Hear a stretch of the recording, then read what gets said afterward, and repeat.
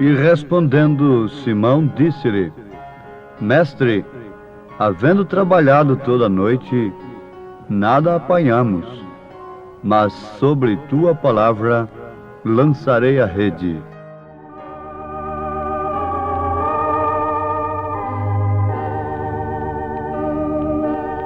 E respondendo Simão, disse-lhe: Mestre, havendo trabalhado toda a noite, nada apanhamos, mas sobre tua palavra lançarei a rede.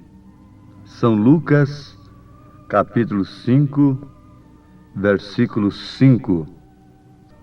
Nós fazemos questão de que todos os nossos ouvintes guardem a referência bíblica que nós citamos.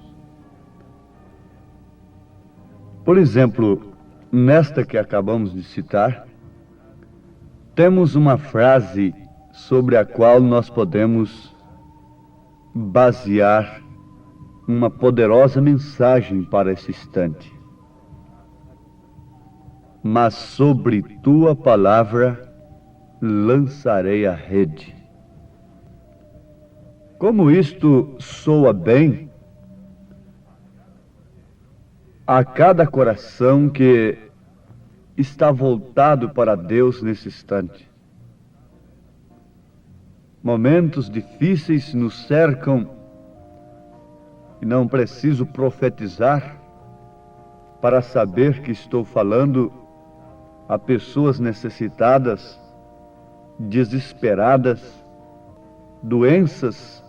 Nós podíamos citar várias delas: coração, vista, ouvidos, cérebro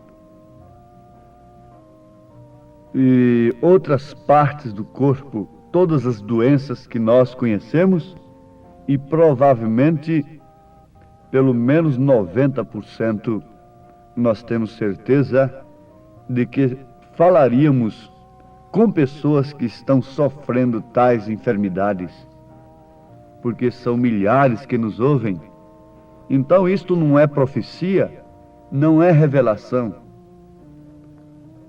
Nós falarmos que estamos falando a pessoas que sofrem, que estão enfrentando problemas conjugais, enfrentando lutas financeiras, dívidas por pagarem, por receberem, problema de morada, de ter uma casa, problema de aluguel. Então nós temos certeza que estamos falando a pessoas que estão enfrentando estas dificuldades. E que coisa sugestiva, própria para esse instante. Mas sobre tua palavra lançarei a rede. O nosso assunto está em fé na palavra de Deus. Fé na palavra de Deus. Amados, compreendemos, aprendemos que este é o alicerce do edifício de Deus. O edifício de Deus somos nós, o templo de Deus.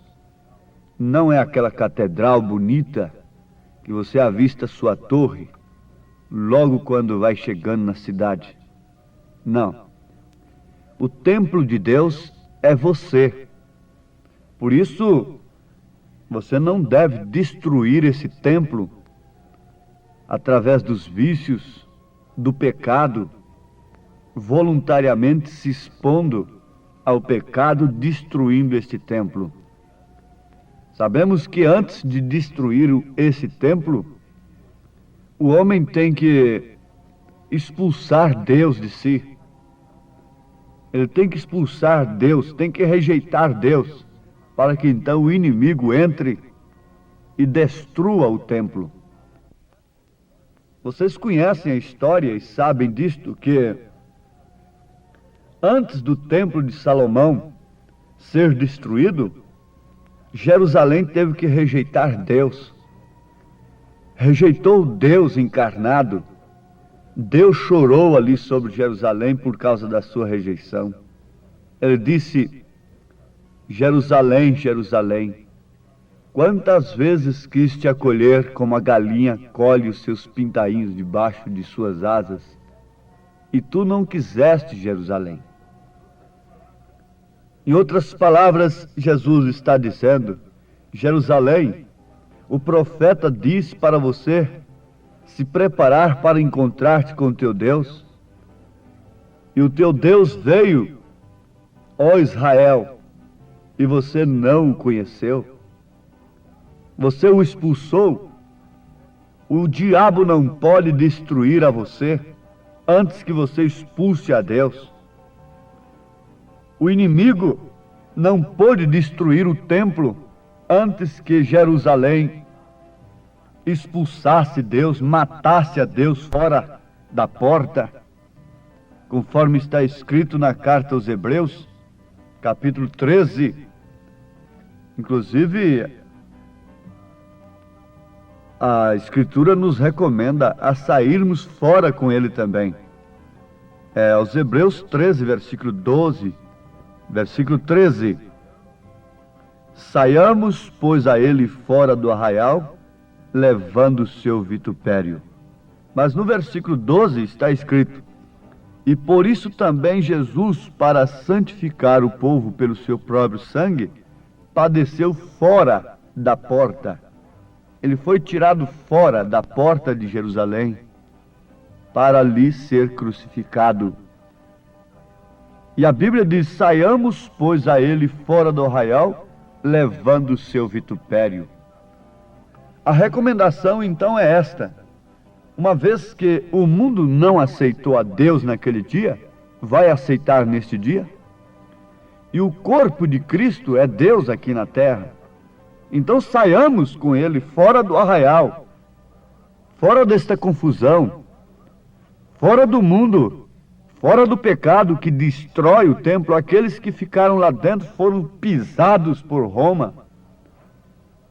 Os romanos pisaram a Jerusalém, destruíram o templo, e a sua doutrina faz isto até hoje: destrói o templo de Deus, mata. O Marechal Tito entrou ali e destruiu o templo a ponto de não ficar uma pedra sobre pedra que não fosse derribada, conferindo assim a profecia do próprio Jesus Cristo.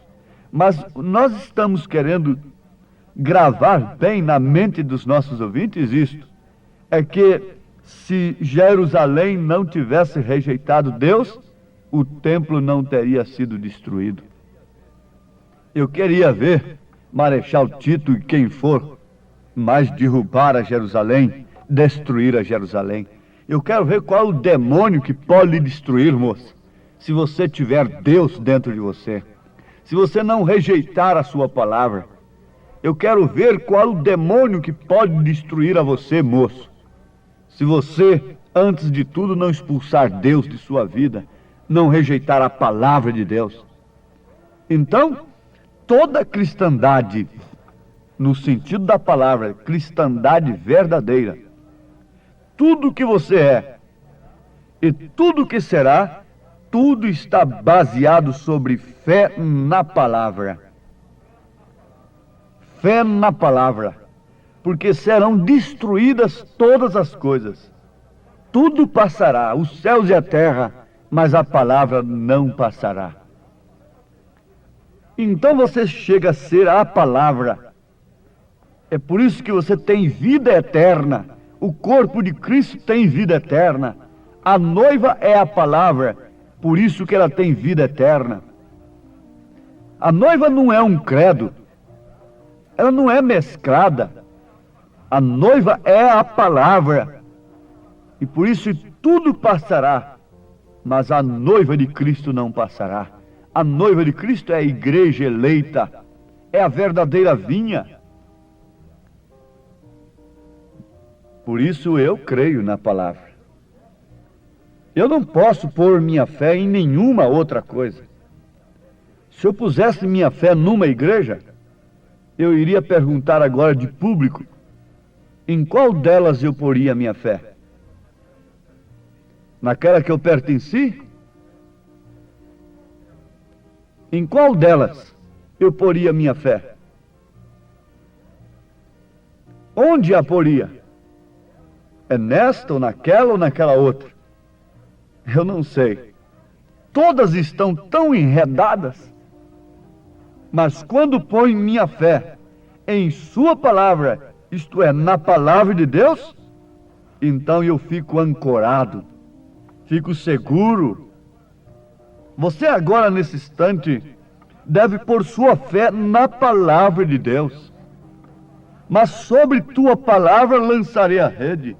Eles haviam labutado tanto tempo, eles haviam lutado tanto tempo, a noite toda lutando, não pegaram um peixe sequer. Ali estava a maestria de um pescador antigo, as táticas, o conhecimento que Pedro tinha do mar, não resolveu. Não adiantou nada, o seu conhecimento não adianta nada. O seu intelecto não resolve coisa alguma, meu irmão. Não resolve. Alguém pôs a mão na minha cabeça e disse: eu te conheci ainda criança, e eu conheço Deus muito primeiro do que você. Eu te conheci ainda quando você era criança, sua mãe. Minha mãe era que era crente, que recebia evangelistas em casa, hospedava e ajudava muito na igreja. Eu fui criado no Evangelho, desde os meus primeiros passos que eu entendo na minha vida, foi conhecendo a Bíblia, foi conhecendo o Evangelho.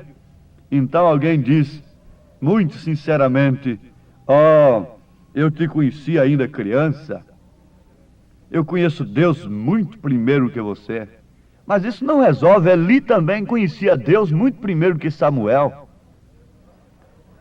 Mas, no entanto, Samuel teve um recado para Eli. Deus falou com Samuel, não podia falar mais com Eli.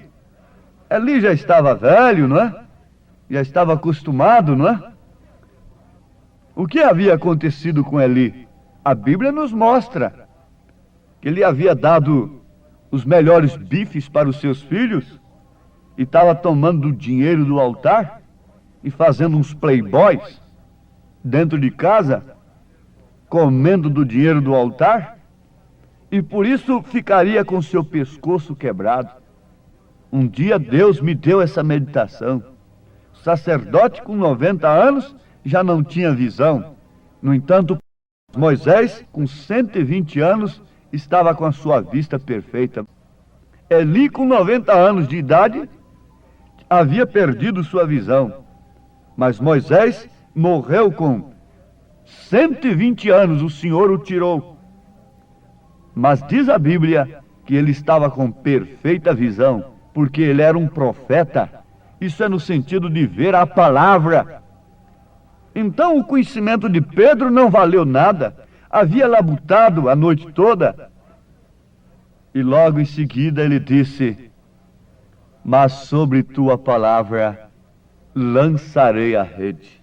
Agora não vai ser sobre minhas experiências, não vai ser sobre o que eu conheço do mar, agora não vai ser a minha tática, mas agora é sobre tua palavra lançarei a rede. Quem sabe isto pode acontecer agora com alguém. Você tem lutado muito, mas pelas suas forças próprias. Quantas mulheres têm visto seus lares irem de água abaixo, pensando que a força, o ciúme, a cerca humana poderia salvá-lo? Não salva. A sua própria força não pode fazer nada. Jesus disse: sem mim nada podeis fazer. Os recursos humanos não valem nada enquanto Jesus não entra em ação. Mesmo lá na medicina, Deus está na medicina, mas se Deus não entrar naquele caso particularmente, a medicina não pode curar aquela pessoa. Não pode definitivamente. sem mim nada podeis fazer, disse Jesus Cristo. Agora você quer fazer através da feitiçaria? Através de uma fé mesclada? Através da força, da violência? Através da lei? E quantas pessoas estão hoje em estado deplorável diante de Deus? Uma adúltera de um lado ali, vivendo ilicitamente, do outro lado outra adúltero. E foi isso que o diabo queria, era destruir aquele lar e fazer 4 adúlteros. Por causa de quê? Por causa de incompatibilidade de gênio? Por causa da força? Por causa da violência? Por causa do ciúme?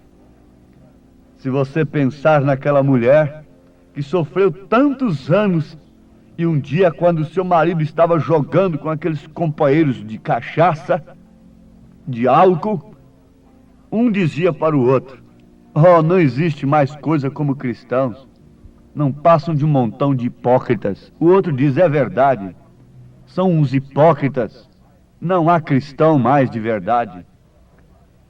Então o marido daquela irmã ficou calado.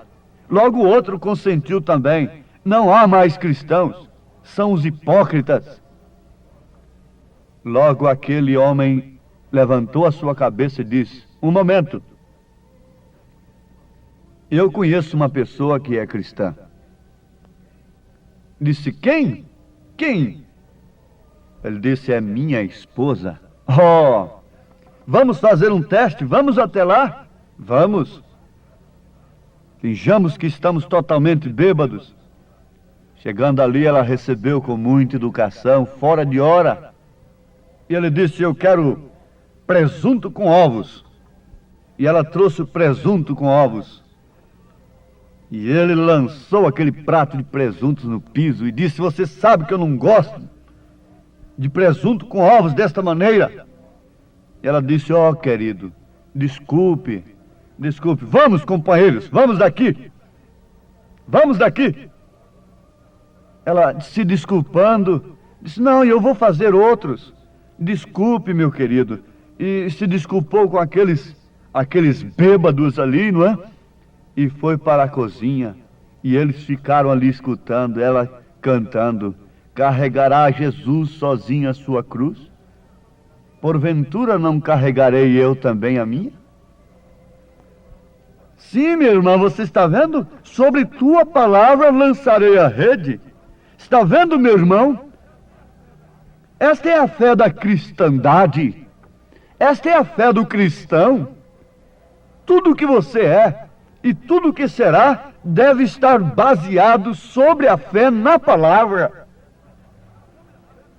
Sobre a fé na palavra de Deus. Você não pode pôr sua fé no que uma igreja ensina, mas sim no que Jesus ensina, no que a palavra ensina. Caso contrário, você vai ser uma mulher, um homem dirigido pelos sentidos, pela razão, pelo intelecto.